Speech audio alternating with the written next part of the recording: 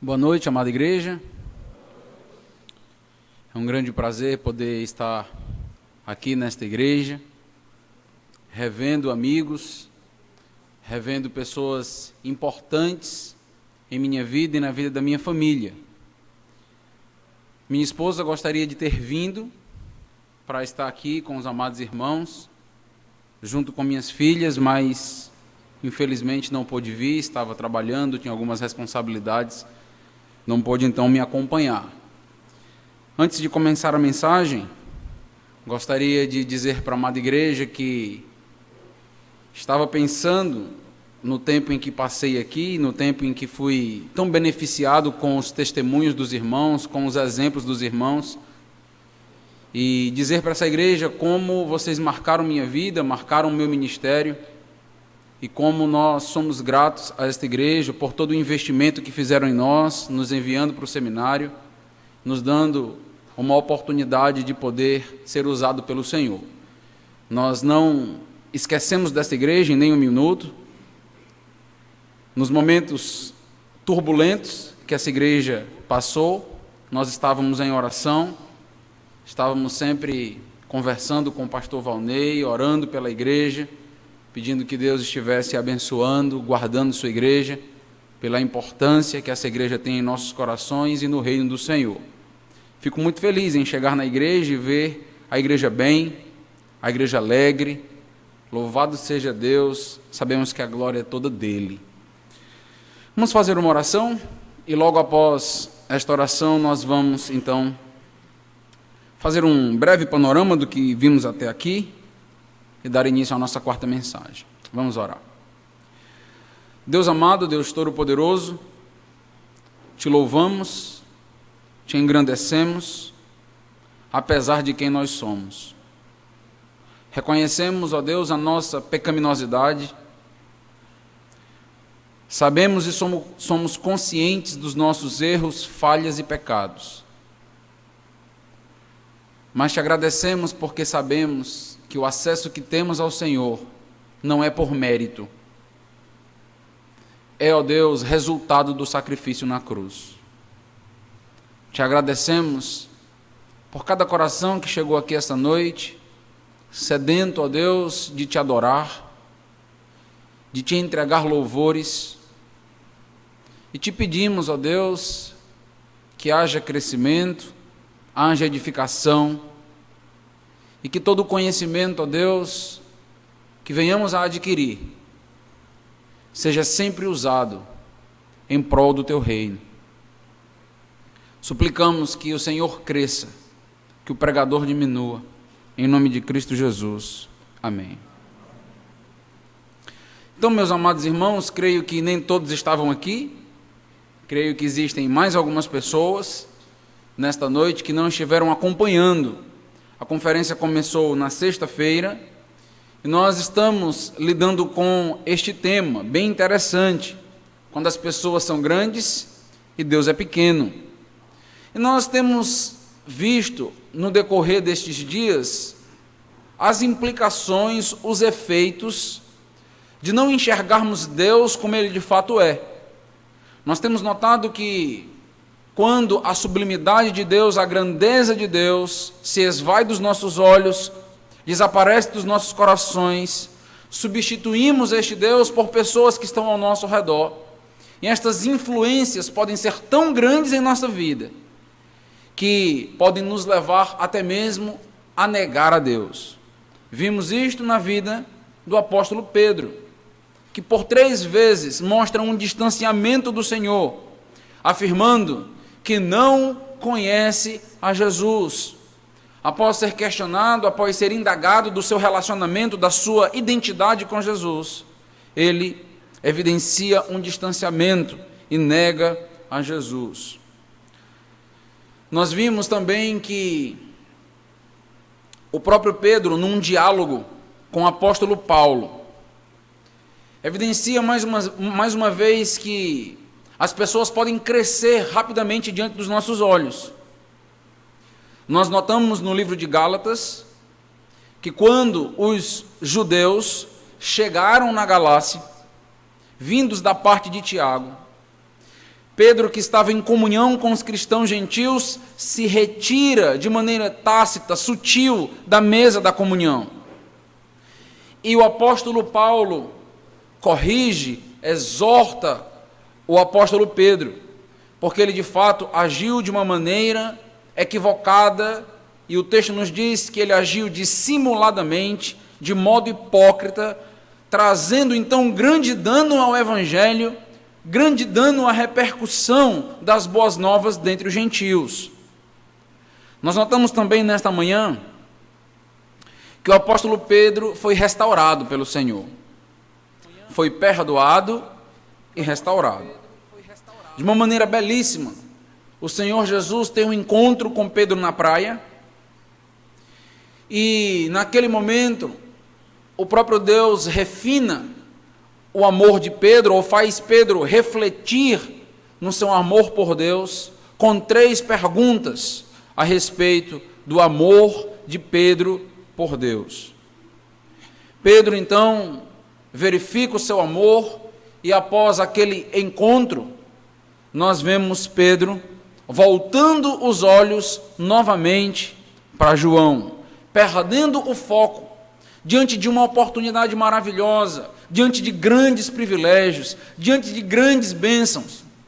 Pedro perdeu o senso de gratidão, de alegria que deveria ter no plano e no projeto de Deus na vida dele, quando olha para João e se importa com a vida de João, quando na realidade ele deveria ter focado em Cristo e seguido a Cristo como um discípulo deveria fazer.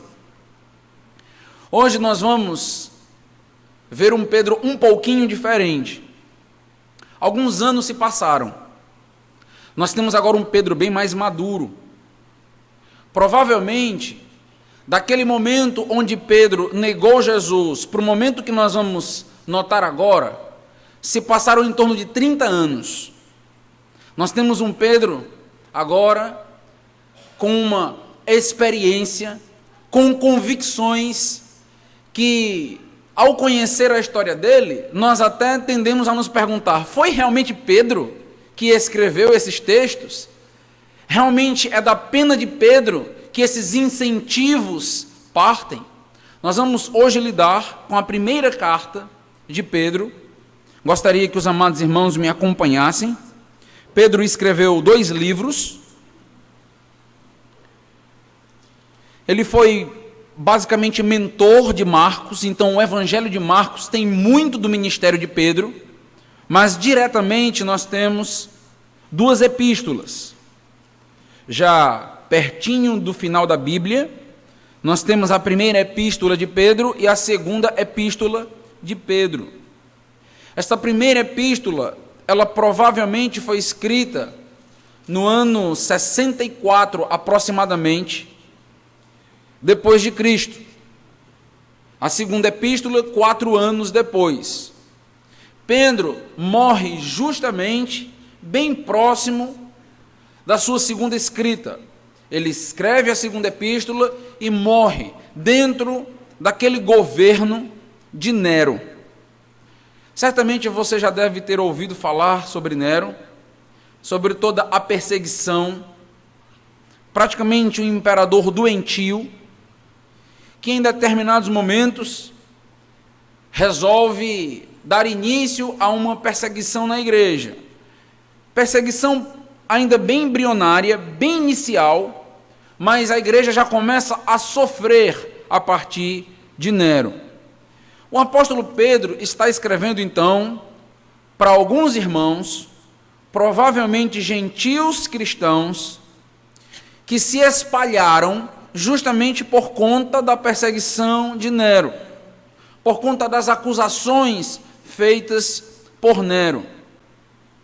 Se você notar, versículo 1 do capítulo 1 comigo, 1 Pedro, capítulo 1, versículo 1, é dito: Pedro, apóstolo de Jesus Cristo, aos eleitos que são forasteiros da dispersão, no ponto Galácia, Capadócia, Ásia e Bitínia, eleitos segundo a presciência de Deus Pai.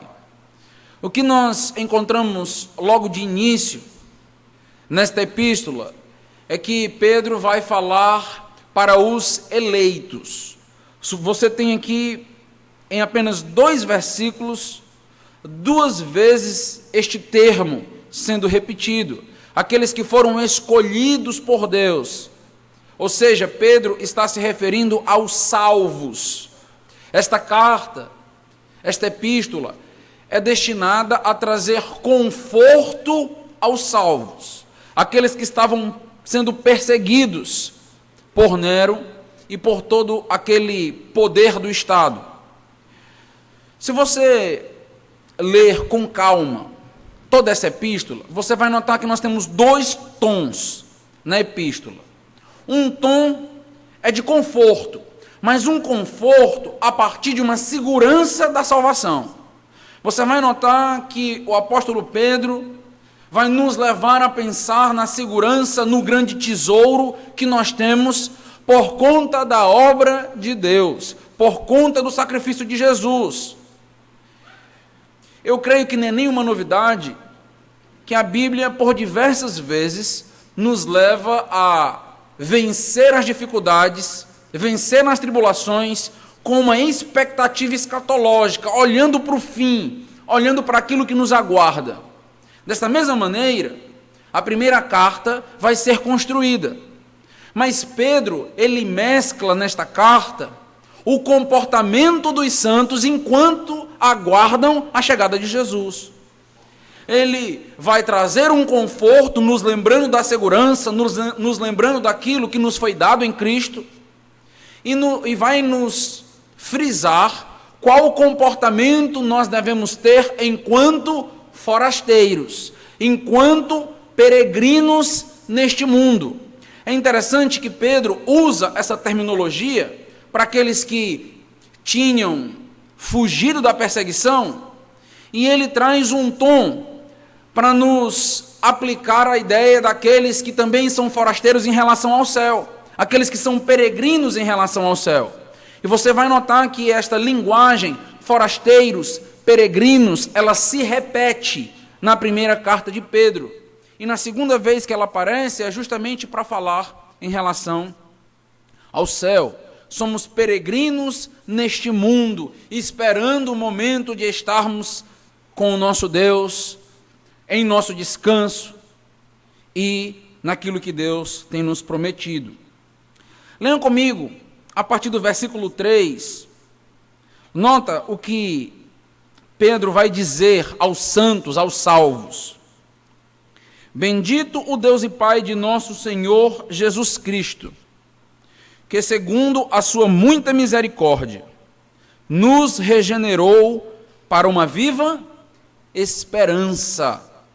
Nota que aspecto interessante que Pedro está aqui usando. Uma esperança que é viva, uma esperança que deve fazer diferença em nossas vidas.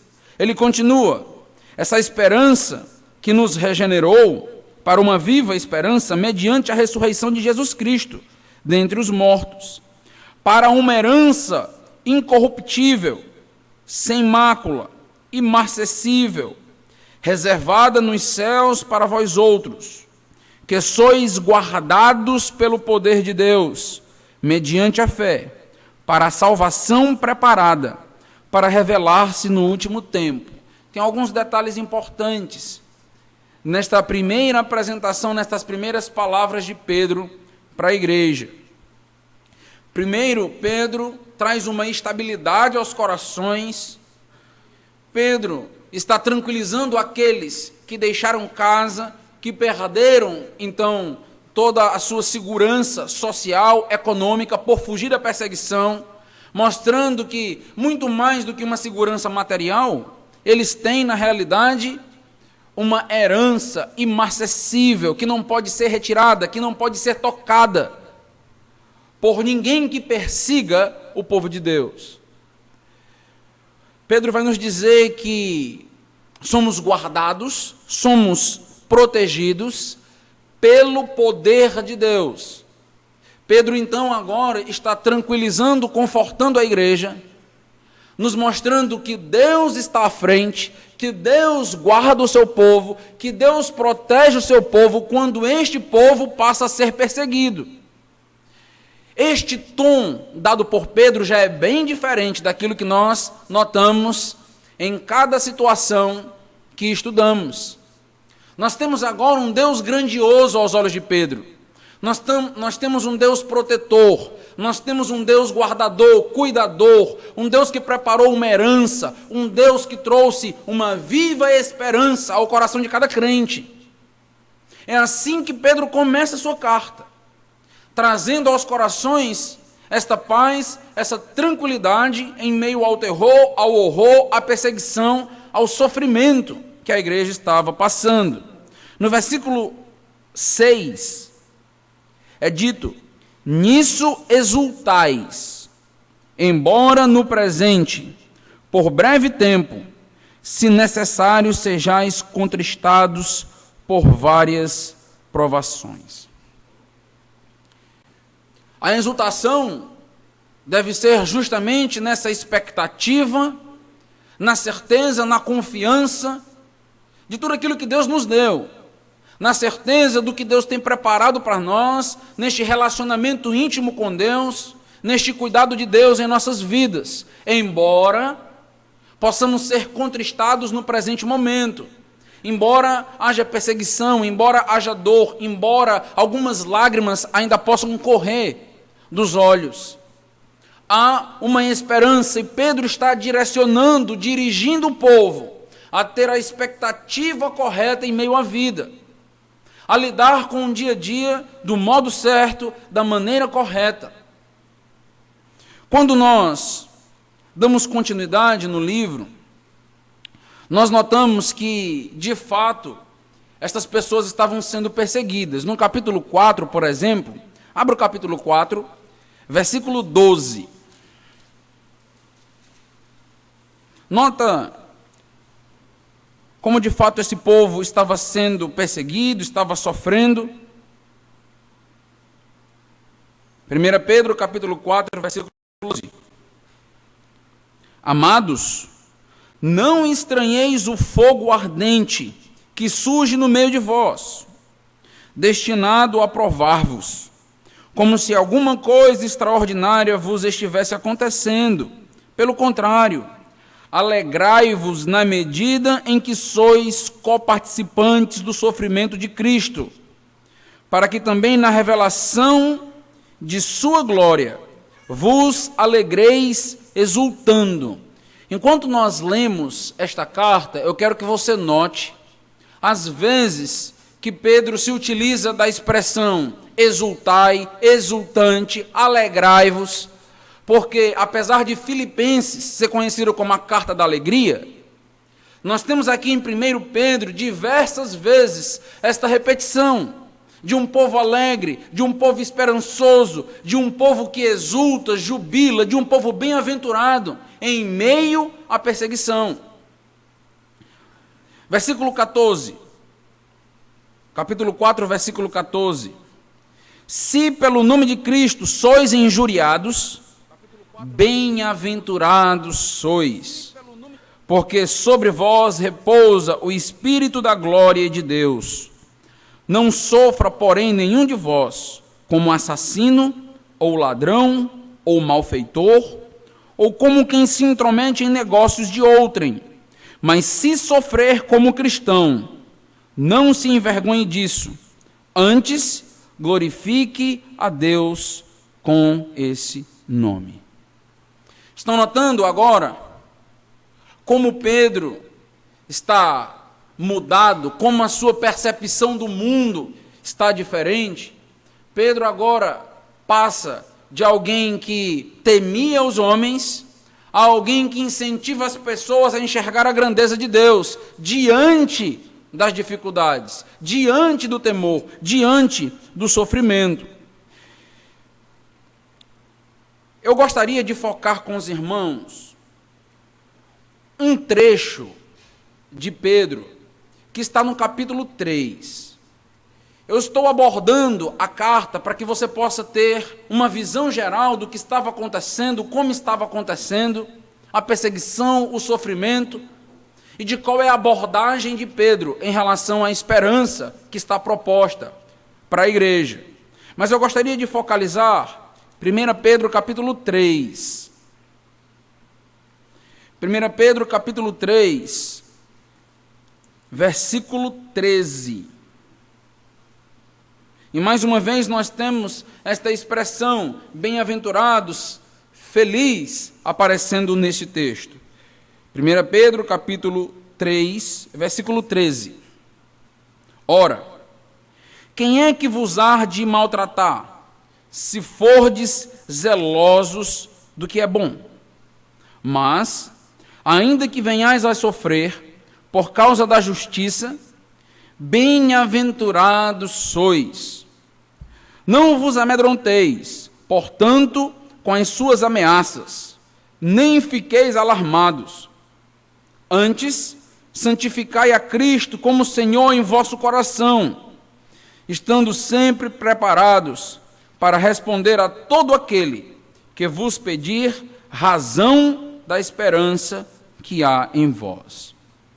Quando nós notamos o versículo 13, nós temos aqui uma interrogação, temos um questionamento, nós temos uma pergunta feita pelo apóstolo Pedro. Quem é que vos há de maltratar, se fordes zelosos do que é bom?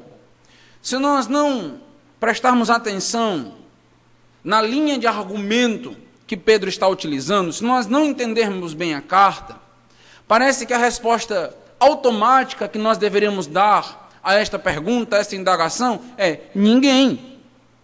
Se vocês fizerem tudo aquilo que é bom, ninguém há de maltratá-los. Mas não é exatamente assim.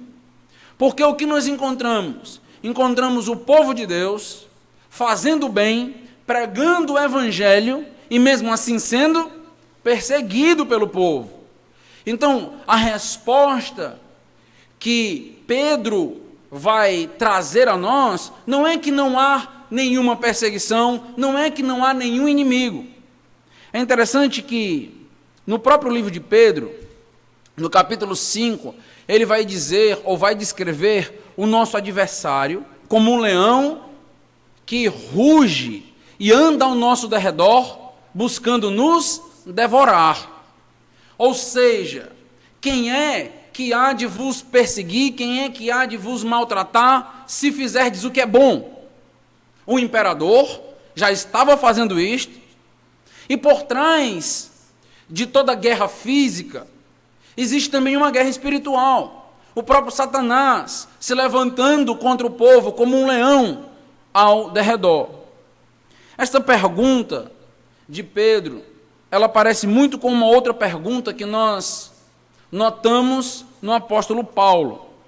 Talvez você até conheça esse texto decorado. Romanos capítulo 8, versículo 31. O que diz esse texto? Se Deus é por nós, quem será contra nós? E muitas das vezes nós notamos até esse texto sendo colocado em camisas, ele sendo impresso em adesivos e colocados nos carros, como se de fato a resposta automática fosse: se Deus é por nós, ninguém será contra nós. Mas esta não é a verdade bíblica. Se Deus é por nós, o mundo será contra nós. Se Deus é por nós, Satanás se levantará contra nós. Se Deus é por nós, nós devemos esperar perseguição e grandes dificuldades. Então a pergunta de Pedro e a pergunta do apóstolo Paulo não é uma pergunta simplista. Ele quer que nós venhamos a pensar, quando nós somos fiéis, de fato, nós vamos ser perseguidos justamente por causa da nossa fidelidade, justamente por fazer o bem. Nós iremos sofrer por causa do nome de Cristo. Por isso que no capítulo 4, quando nós estivemos lendo, nós notamos que se o sofrimento for decorrente da nossa fidelidade, for por causa do amor de Cristo, somos bem-aventurados, devemos nos alegrar, devemos exultar. E não um incentivo a um sofrimento por causa do nosso próprio pecado. E aí deve ter um arrependimento, uma mudança de postura. Mas sofrer por Cristo não foi algo comum a Pedro, não foi algo comum aos apóstolos, aos primeiros séculos com a história dos pais da igreja e dos mártires. E também, meus amados irmãos, não é algo restrito aos nossos dias. O povo de Deus em toda a história esteve sofrendo quando se colocou em fidelidade diante de Deus. E o que nós encontramos é o apóstolo Pedro trazendo um alento a cada coração que sofre não pelos seus pecados, que sofre por conta da fidelidade ao Senhor. E ele então começa com essa pergunta: quem é que vos há de maltratar, se fordes zelosos do que é bom? Nós poderíamos abrir muitos textos nas Escrituras para mostrar que, de fato, nós temos uma coleção, uma gama de inimigos se levantando contra nós. Mateus 10:36, você pode anotar, eu já vou ler, já anotei aqui.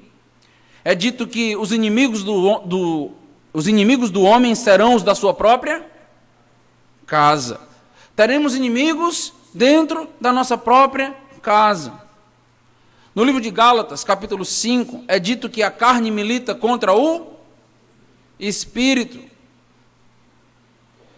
Nós vamos em 1 João notar, 1 João capítulo 3, versículo 13, notar que o mundo vos odeia.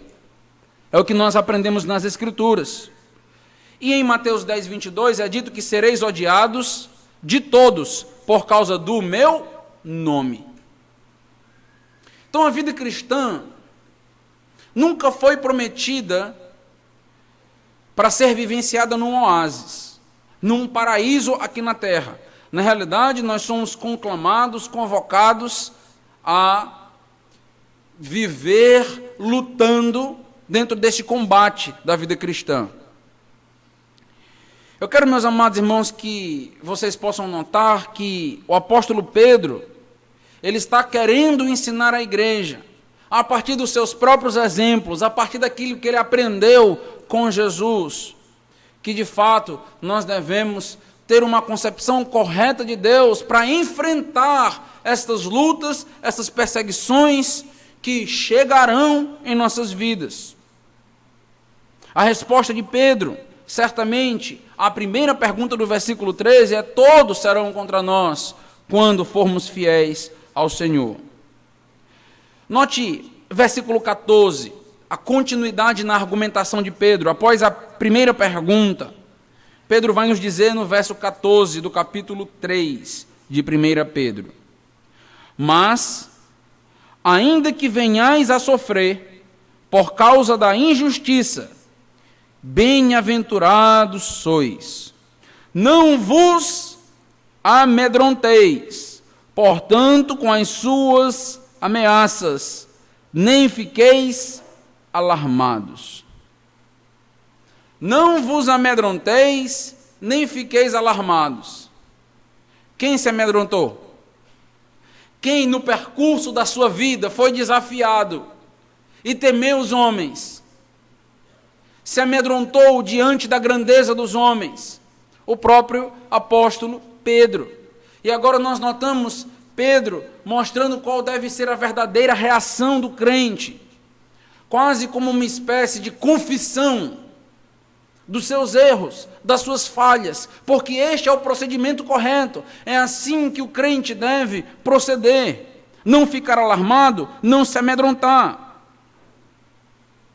Pedro parece ter aprendido, ter amadurecido na palavra, no conhecimento de Deus, mediante as situações difíceis que ele passou.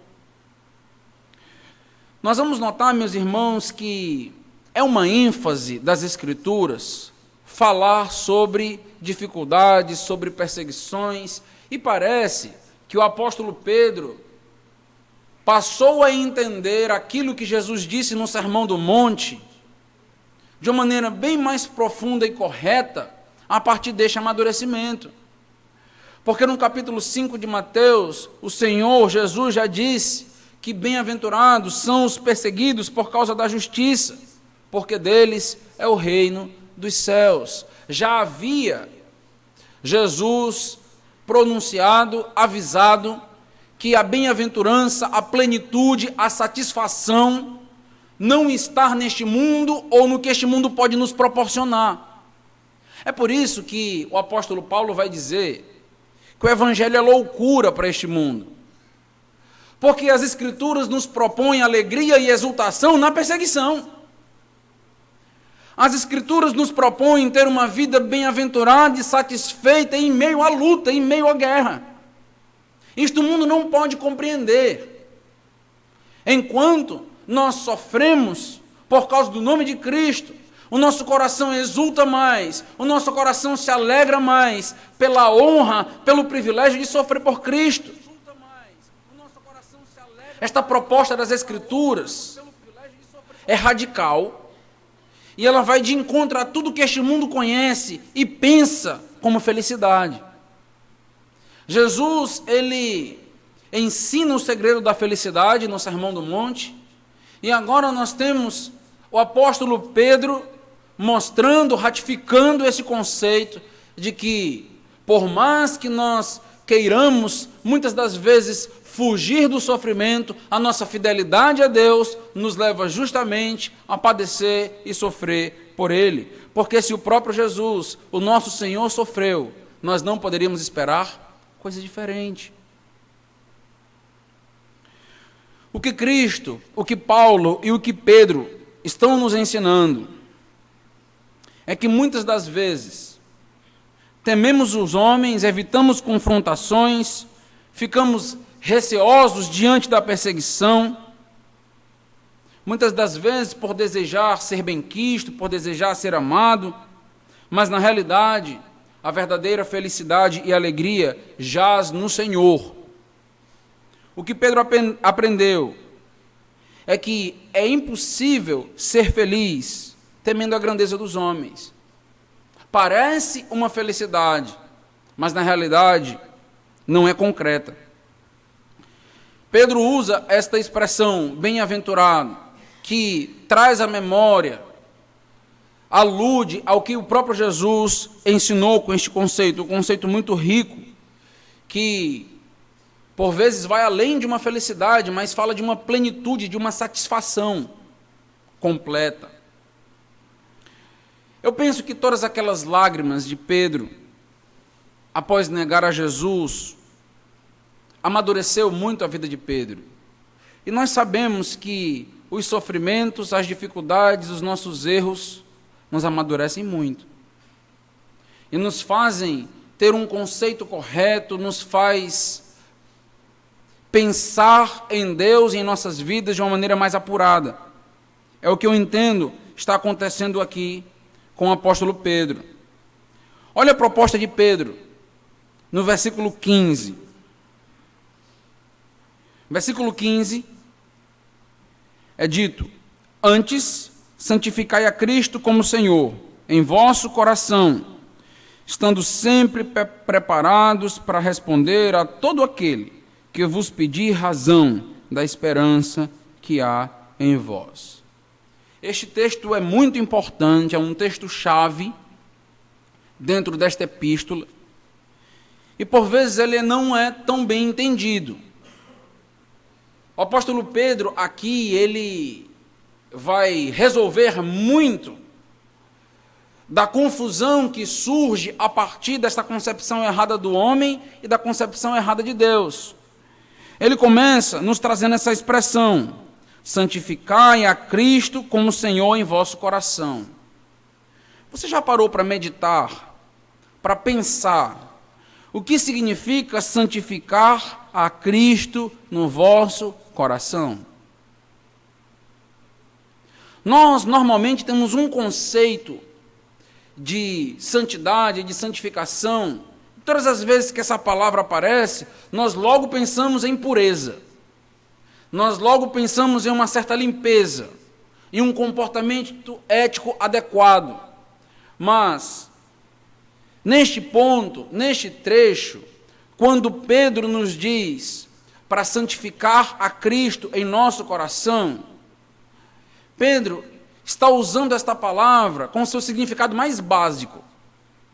Qual o significado de santidade? Separação. E nós sempre dizemos separação do mundo para Deus. Sempre esses dois conceitos na santidade. O que nós temos aqui? Pedro usando esse conceito da separação para nos afirmar que nós devemos, na realidade, dar a Cristo um lugar todo especial em nosso coração, em nossa vida, separar em nosso coração o trono dele, para que Cristo então possa reinar. A ideia de pureza e santidade não faz sentido para Cristo. Então a ideia aqui, na realidade, é um lugar de privilégio em nossa vida e em nosso coração. Em outras palavras, entronizar Cristo, deixar Cristo governar, assentar no trono da nossa vida, ser Senhor do nosso destino. Este é o segredo de Pedro. É interessante como Jesus, naquele diálogo com Pedro na praia, trata justamente do coração de Pedro, do amor de Pedro para com Jesus. E o que Pedro está nos ensinando é que, de fato, o que acaba fortalecendo o nosso coração, fazendo com que tenhamos a condição necessária de dar um testemunho diante das pessoas, é justamente ter Cristo centralizado em nossas vidas, ter Cristo governando as nossas vidas. É isto que significa santificar a Cristo como Senhor em nossos corações. Para isso, meus amados irmãos, nós precisamos ter o conceito correto de Deus. Nós precisamos entender que, de fato, Ele é Senhor e nós somos servos. Que, de fato, Ele domina e controla a minha vida. Eu estou aqui trabalhando todo o conceito de senhorio a partir de alguém que controla as minhas afeições, controla todo o meu ser. O que Pedro está dizendo é que quando, na realidade, Jesus está no centro da nossa vida, dificilmente as pessoas vão crescer a ponto de nós não termos respostas para ela. Tanto que, na continuação do versículo 15, nós somos convocados a estar preparados para responder todo aquele que pedir razão da esperança que há em vós. Pedro já falou desta esperança. Esta não é uma esperança vazia, abstrata. No capítulo 1, Pedro já falou de uma viva esperança que nós temos. Qual é o conceito de esperança segundo a teologia de Pedro? É justamente aquilo que nós recebemos a partir de Jesus, a partir do seu sacrifício. Em outras palavras, nós somos convocados a falar para as pessoas que desejam e quiserem nos questionar a respeito da nossa vida ética a partir de um conceito escatológico, a partir de um conceito do fim, daquilo que nós aguardamos, daquilo que nós esperamos. O apóstolo Pedro está exortando nesta carta que nós tenhamos um comportamento tal que o mundo possa olhar e o mundo possa se chocar. E tudo isto só acontece a partir do momento em que Cristo está centralizado em nossas vidas. Eu entendo que este é o grande segredo de Pedro, ou a chave desta epístola, dessa primeira epístola de Pedro. Mostrar que, na realidade, Cristo precisa estar à frente das nossas afeições, dos nossos pensamentos. E eu gosto muito desse versículo porque ele fala tanto do coração, quanto ele também fala da razão. Ou seja, ele lida com o homem como um todo, na sua integralidade. É isto que acontece quando Jesus está no centro das nossas vidas. Meus irmãos, pensando sobre essa temática, pensando a respeito das pessoas que se agigantam que são grandes e de um Deus que por vezes é visto como pequeno, eu fico pensando que talvez o maior problema esteja de fato no coração. Porque nós temos conhecimento da teologia, assim como Pedro tinha, nós temos conhecimento da palavra de Deus, mas muitas das vezes o problema está no nosso coração, um coração que não se submeteu, que não se dobrou diante do senhorio de Jesus, que não colocou Jesus no centro das nossas vidas ainda. Um coração que continua rebelde e querendo se autogovernar. E quando o meu coração não está dobrado, quedado diante do Senhor, é porque eu não entendi a sua grandeza. Eu não entendi quem de fato Ele é. Porque a partir do momento que nós entendemos a posição de Jesus nos evangelhos, a partir do momento que nós entendemos a posição de Jesus em nossas vidas, não há espaço para o temor. O temor se esvai, porque o nosso coração é ocupado por Jesus. Este texto, ele faz uma alusão a um texto de Isaías. Tanto o versículo 14 como o versículo 15, aqui de 1 Pedro, ele está, na realidade, quase que repetindo um conceito que já existia no Antigo Testamento. Por isso que muitas das vezes eu digo que é difícil você entender os conceitos do Novo Testamento sem conhecer o Antigo. Eu gostaria que você abrisse comigo em Isaías, capítulo 8, versículos 12, 13 e 14. Livro de Isaías, capítulo 8.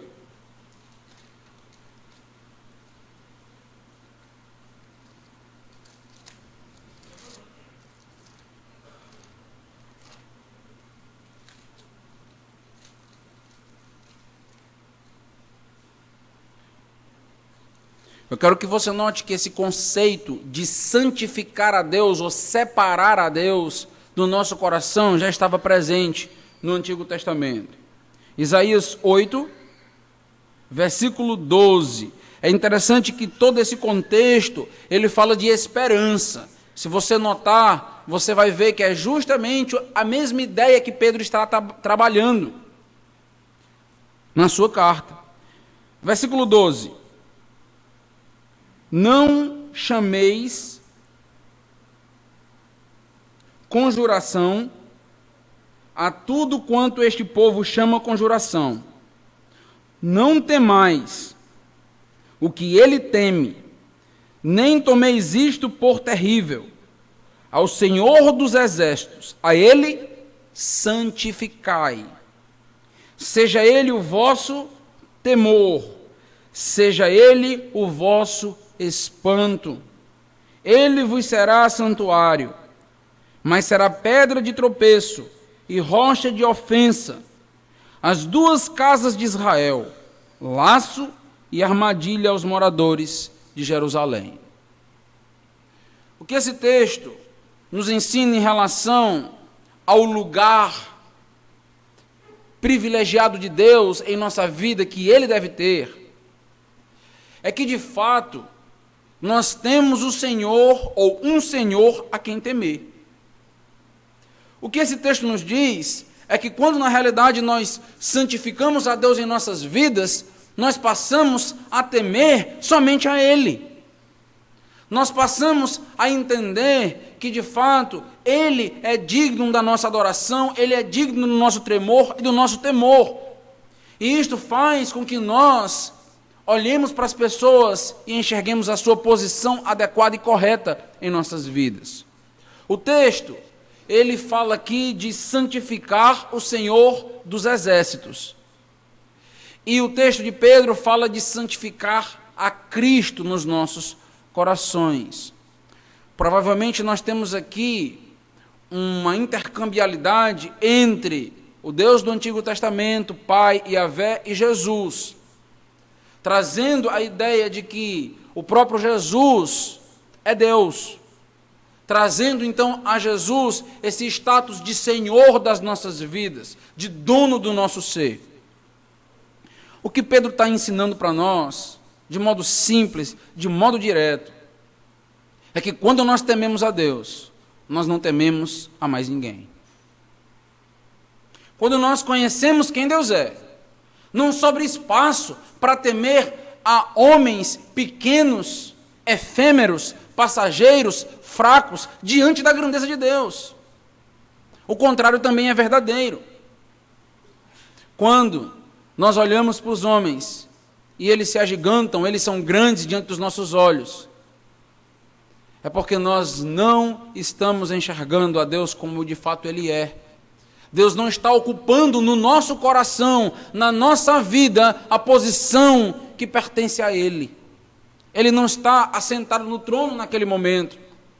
E aí não tem, meus amados irmãos, como fugirmos das consequências da escravidão, que é tentar agradar aos homens, que é tentar satisfazer aos homens. O grande segredo de Pedro, o grande segredo que ele aprendeu no final de sua vida, é que nós devemos ter Cristo, seguir a Cristo, não apenas de longe, mas Cristo deve ser carregado na nossa mente, no nosso coração, o tempo inteiro. E é isso que vai fazer com que, em cada momento, estejamos preparados para dar a razão da nossa fé, para falar a respeito do que cremos e de quem nós cremos. Vamos orar. Deus amado, Deus Todo-Poderoso, eu quero te agradecer porque o Senhor, há alguns anos, me abriu os olhos para entender o lugar que o Senhor deveria ocupar em minha vida.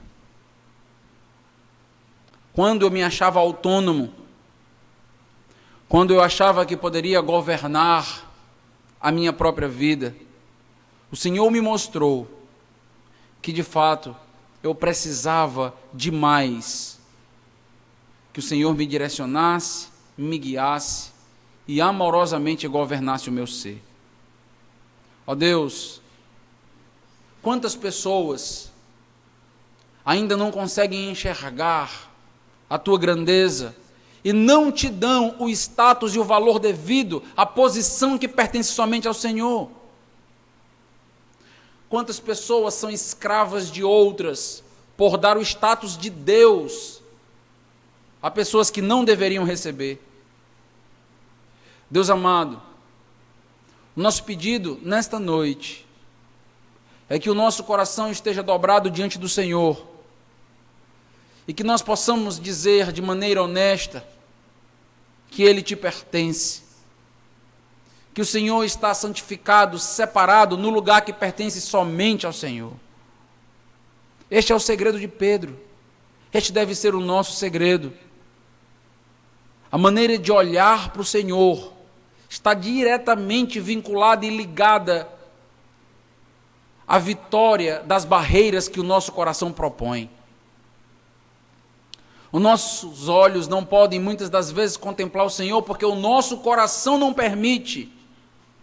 Um coração rebelde e que deseja fazer a própria vontade.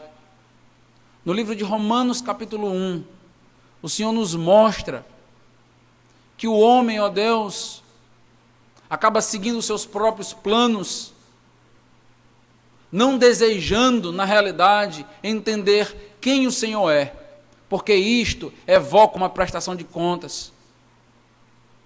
Ó Deus, conquista estes corações, corações dos nossos familiares, corações dos nossos amigos, mas primeiramente, ó Deus, ocupa o lugar que é teu em cada coração aqui essa noite, de cada crente, que possamos sair daqui, ó Deus, questionando e perguntando, será que de fato o Senhor está centralizado em minhas decisões, em minhas vontades? Será que o Senhor está centralizado em meus sonhos, na maneira que eu enxergo o mundo? Ó Deus, precisamos enxergar a partir do Senhor. O Senhor é o centro. E quando isto acontecer, quando tudo girar em torno do Senhor em nossa vida, as coisas, ó Deus, ganham a sua devida proporção e vão para o seu devido lugar. Nos ajuda a lidar com os homens da maneira correta, a partir da visão certa da tua grandiosidade. Te agradecemos por esse momento, por esse tempo de conferência. Em nome de Jesus. Amém.